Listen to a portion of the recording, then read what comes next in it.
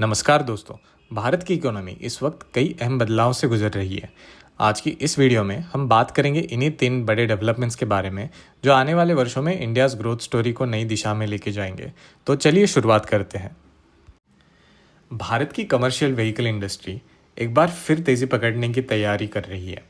Global brokerage firm नमूरा की ताज़ा report के मुताबिक Indian medium and heavy commercial vehicle sector अब एक नए अपसाइकिल की शुरुआती चरण में प्रवेश कर चुका है। नमूरा का मानना है कि आने वाले वर्षों में इस सेक्टर में डिमांड बढ़ेगी और इसका बड़ा कारण है रिप्लेसमेंट डिमांड। भारत में ट्रकों की एवरेज एज करीब 10 साल हो चुकी है, जो इंडस्ट्री नॉर्म्स से काफ़ी ज़्यादा है। ऐसे में फ्लीट ऑपरेटर्स अब पुराने ट्रकों को रिप्लेस करने की तरफ बढ़ रहे हैं। रिपोर्ट के अनुसार FY26 तक 8% के आसपास सेल्स बढ़ेंगे और FY27 तक 10% के आसपास सेल्स बढ़ सकता है। इस ग्रोथ के पीछे 2 रीजंस है। एक तो फ्री ट्रेड में जो सुधार आया है जिससे ट्रक ऑपरेटर्स की प्रॉफिटेबिलिटी बढ़ी है, और GST इम्प्लीमेंटेशन के बाद ट्रकों की कॉस्ट भी काफ़ी हद तक कम हो चुकी है जिससे कॉस्ट इफ़िशियंसी भी बढ़ी है। इन 2 कारणों की वजह से फ्लीट ओनर्स का कैश फ्लो और कॉन्फिडेंस दोनों मजबूत हो रहा है। हालांकि नोएरा ये भी मेंशन करता है कि यह अपसाइकिल अभी शुरुआती स्टेज में है और इंडस्ट्रियल सेल्स अभी तक FY19 के पीक को टच नहीं कर पाई है। एक और अहम मुद्दा ये भी है, डेडिकेटेड फ्रीट कॉरिडोर को लेकर जो चिंता थी वो फिलहाल बड़ी थ्रेट नहीं मानी जा रही है, क्योंकि भारत का ज़्यादातर नॉन बल्क कार्गो अब भी रोड ट्रांसपोर्ट से ही चलता है। अगर आगे चलकर इकोनॉमिक ग्रोथ तेज़ होती है, इंटरेस्ट रेट कम होते हैं और कंजम्पशन बढ़ता है तो यह अपसाइकिल और भी स्ट्रॉन्ग हो सकती है। अब बात करते हैं भारत की रिटेल ग्रोथ स्टोरी के बारे में।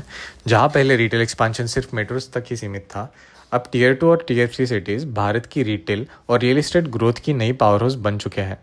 रिपोर्ट्स के मुताबिक बढ़ती इनकम, बेहतर इंफ्रास्ट्रक्चर और बदलती कंज्यूमर माइंडसेट के चलते छोटे शहरों में ब्रांडेड रिटेल, शॉपिंग मॉल्स और मॉडर्न रिटेल स्पेसेस की डिमांड तेज़ी से बढ़ रही है। आज Tier 2 और Tier 3 सिटीज़ के कंज्यूमर्स सिर्फ ज़रूरतों तक सीमित नहीं है, बल्कि lifestyle, fashion, food and entertainment पर भी बहुत सारा खर्चा कर रहा है। इसी वजह से बड़े नेशनल और इंटरनेशनल रिटेल ब्रांड्स अब मेट्रोस से बाहर एक्सपांशन को प्रायोरिटाइज कर रहे हैं। इस ट्रेंड का सीधा फ़ायदा हो रहा है रियल एस्टेट सेक्टर को।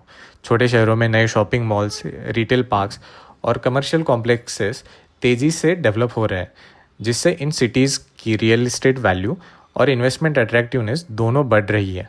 एक्सपर्ट्स का मानना है बेहतर कनेक्टिविटी, डिजिटल पेनिट्रेशन और राइजिंग एस्पिरेशंस इस ट्रेंड को आने वाले समय में मजबूती देंगे। Tier 2 और Tier 3 सिटीज़ भारत की नेक्स्ट ग्रोथ स्टोरी का कोर बनने जा रहे हैं।